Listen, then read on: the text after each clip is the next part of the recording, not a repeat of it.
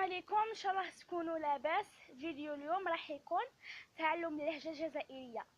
اللهجه الجزائريه سهله بزاف، وما نعرفش علاش بالشرق الاوسط ما يفهموناش.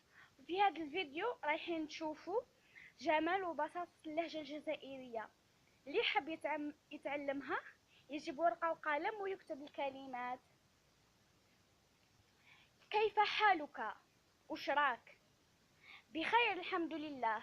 لاباس الحمد لله. أين أنت؟ وين راك؟ ماذا تفعل؟ وش راك دير؟ ماذا حل بك؟ وش بيك؟ وش صرالك؟ لا شيء. والو. إلى أين أنت ذاهب؟ وين راك رايح؟ ذاهب إلى المدرسة. رايح لمسيد. أين هي أمي؟ وين راهي ماما؟ ذهبت إلى منزل خالتي. راحت لدار خالتي.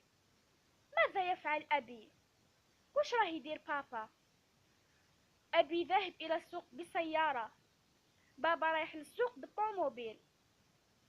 الآن، ذرك، تو، لاحقا، من بعد، سابقا، مقبل، غدا، غدوة، الأسبوع، سمانة، كثيرا، بزاف، ياسر، توقف، حبس، بركة، تعال إلى هنا، أرواح هنا.